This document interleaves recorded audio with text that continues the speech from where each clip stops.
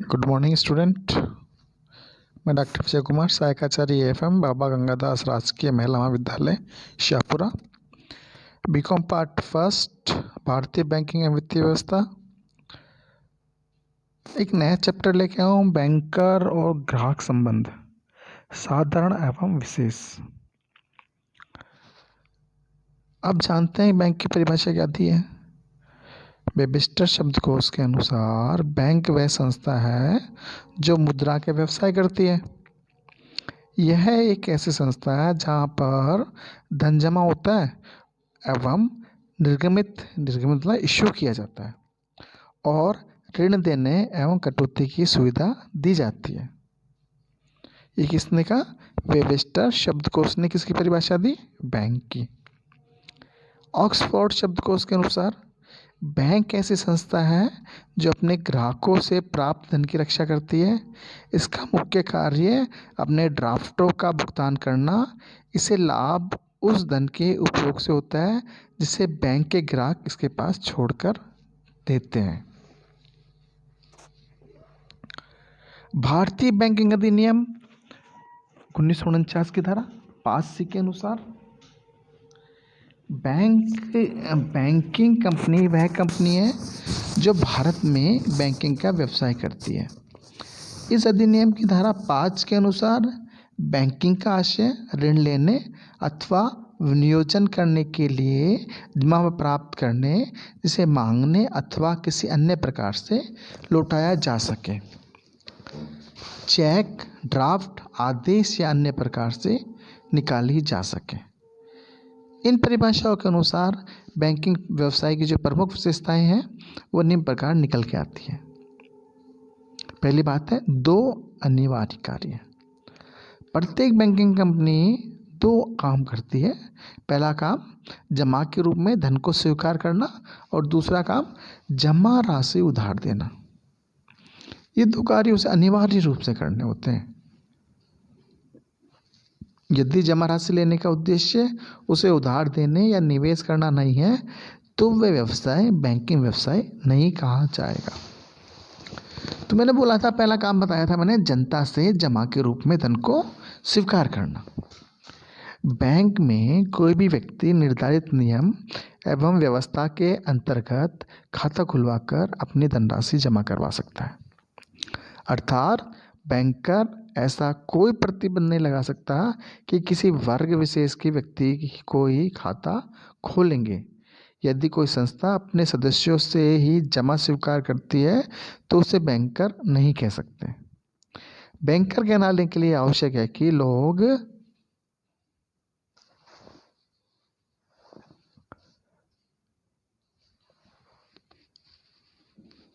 इस बात से परिचित हो कि वह जमा राशि लेने का व्यवसाय करती है।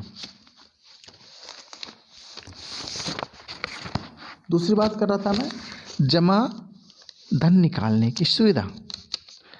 देखिए, जो दूसरा कार्य होता है बैंक का, वो जमा की गई राशि जमाकर्ता या आदेशित किसी व्यक्ति, संस्था को या समझौते की शर्तों के अनुसार पुनः भुगतान करने के योग्य होना चाहिए। बैंकर जमा धन को अपनी इच्छा से ग्राहक को वापस नहीं लौटा सकता। जमाकर्ता द्वारा उसकी मांग करना अनिवार्य होता है।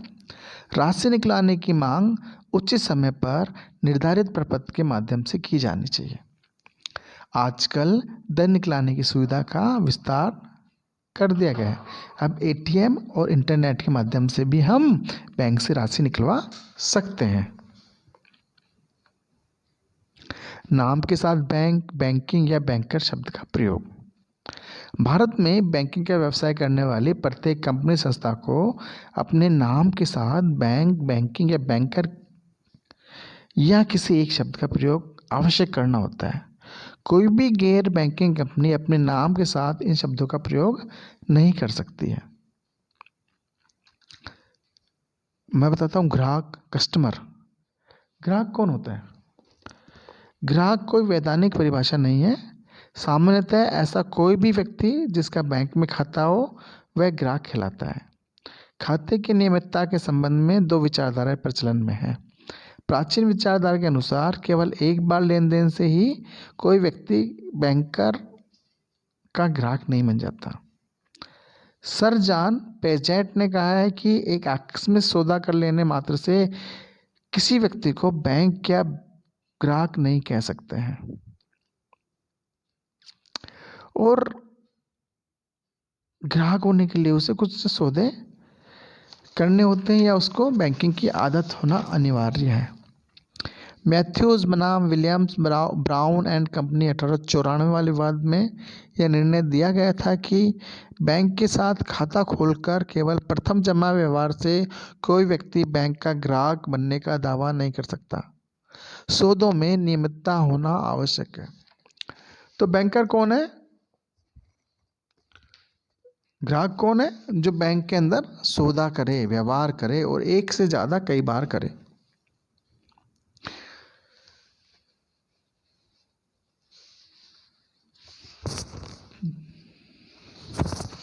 अब बात करते हैं बैंकर और यानी बैंक और ग्राहक के बीच के मध्य के संबंधों के बारे में। ग्राहक और बैंकर के मध्य बहुआयामी संबंध होते हैं। कभी बैंक निक्षेप ग्रहीता होता है तो कभी प्रन्यासी होता है और कभी वह ग्राहक के अभिकर्ता यानी एजेंट के रूप में काम करता है। बैंक के मुख्य रूप से दो कार्य होते हैं। बैंक के मुख्य रूप से ग्राहक और बैंक के बीच में दो प्रकार के संबंध होते हैं।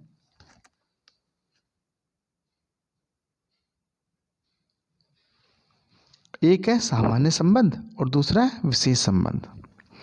सामान्य संबंध में हम निम्नलिखित संबंधों को ज्ञात करते हैं: ऋणदाता एवं ऋणी के रूप में बैंकर, प्रन्यासी के रूप में बैंकर, अभिकर्ता के रूप में बैंकर, परामर्शदाता के रूप में बैंकर। और विशेष संबंध है बैंकर के अधिकार, ग्रहणाधिकार, भुगतानों के नियोजन का अधिकार, प्रतिसाद का अधिकार, ब्याज, कमीशन, प्रभार आदि की वसूली का अधिकार। और बैंकर का दायित्व है चेक के भुगतान का वैधानिक दायित्व है, खातों की गोपनीयता का दायित्व है।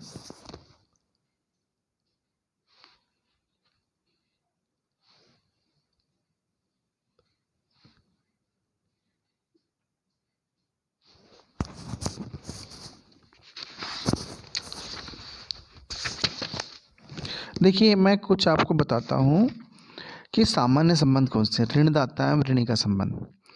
बैंकर अपने ग्राहक के मध्य सबसे महत्वपूर्ण संबंध ऋणी और ऋणदाता का है।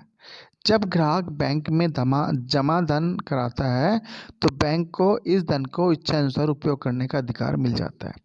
ऐसी स्थिति में बैंक ऋणी तथा ग्राहक ऋणदाता होता है। तो किसने पैसे जमा कराए थे? ग्राहक ने। तो ग्राहक कौन हो गया? ऋण देने वाला। किसको ऋण दे रहा है? बैंकर को।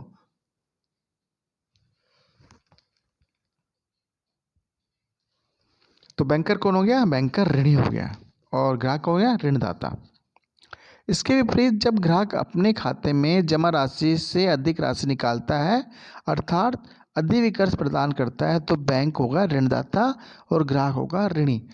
जो देखिए अधिविकर्ष शब्द बोला ना मैंने, एक्चुअल में अधिविकर्ष शब्द का मतलब होता है चालू खाते में जमा धनराशि से अधिक पैसे निकालने की सुविधा देना अधिविकर्ष है। ऐसी स्थिति में अगर पैसा ज़्यादा निकाल लिया आपने खाते से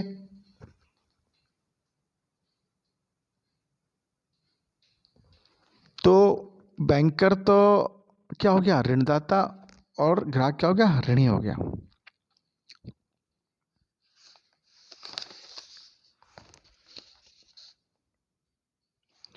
ऋणी और ऋणदाता संबंध की प्रमुख विशेषताएं। बैंक तथा ग्राहक के बीच ऋणी और ऋणदाता संबंध में कुछ विशेषताएं होती है जो मैं आपको बोल देता हूँ। जमा राशि की मांग करना अनिवार्य है। ये सर्वमान्य सिद्धांत है कि बैंक ग्राहक को बिना जमा राशि की मांग नहीं करना आता है तो उसको लौटाने के लिए बाध्य नहीं है।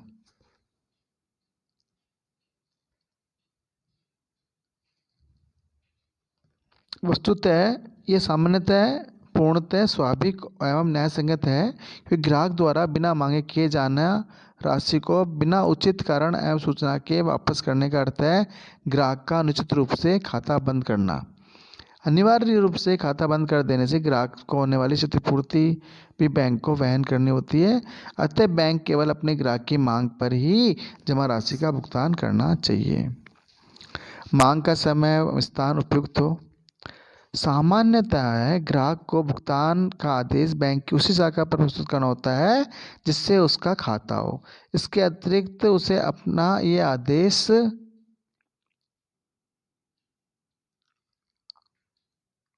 बैंकिंग कार्य अवधि में प्रस्तुत करना होता है। और मांग भी उपयुक्त ढंग से की जानी चाहिए। सीमा संबंधित नियम भी लागू होता है। अगली बात करते हैं अपन परन्यासी के रूप में। ग्राहक बैंक ग्राहकों का धन, बहुमूल्य पत्र, अन्य महंगी वस्तुएं सुरक्षित रखते हैं। इन वस्तु का स्वामित्व बैंकर का ग्राहक का होता है, पर अधिकार बैंक के पास रहता है। बैंक उन वस्तुओं को सुरक्षित रखने व मांगने पर वापस लौटाने का दायित्व है। वह एक प्रन्यासी अथवा निक्षेपकर्ता के रूप में कार्य करता है।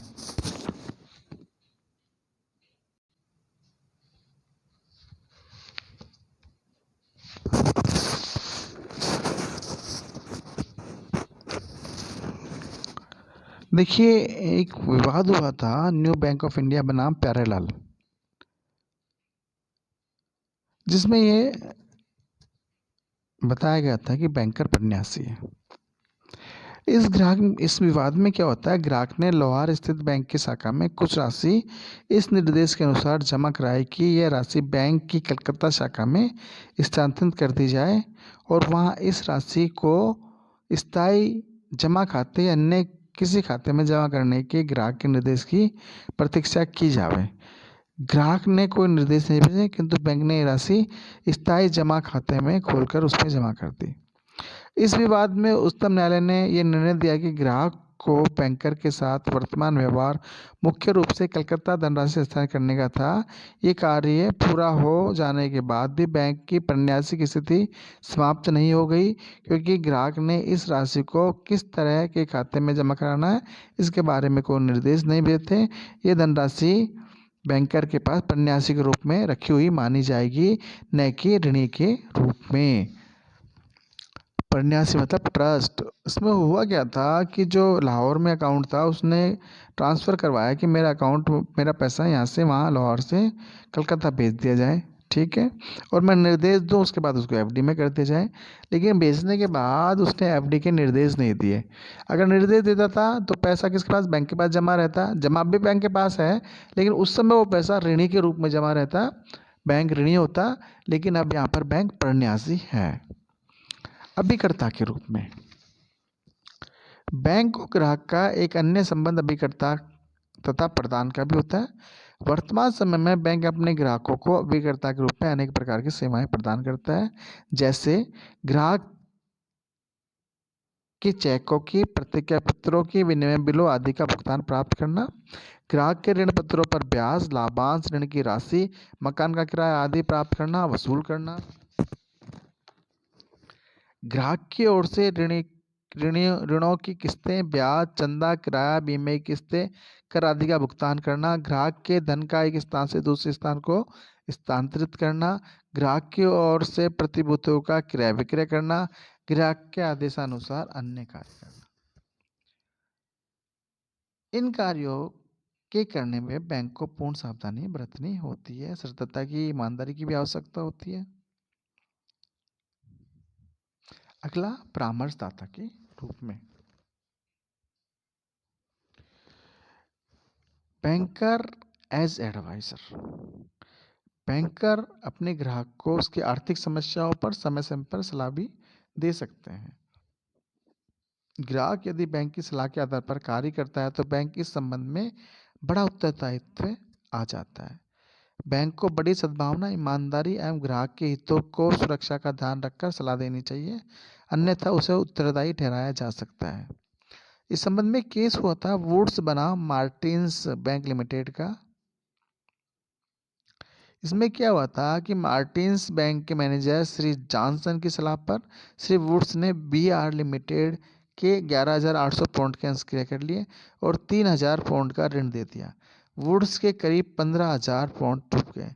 उसने जॉनसन द बैंक पर क्षतिपूर्ति का वाद प्रस्तुत किया।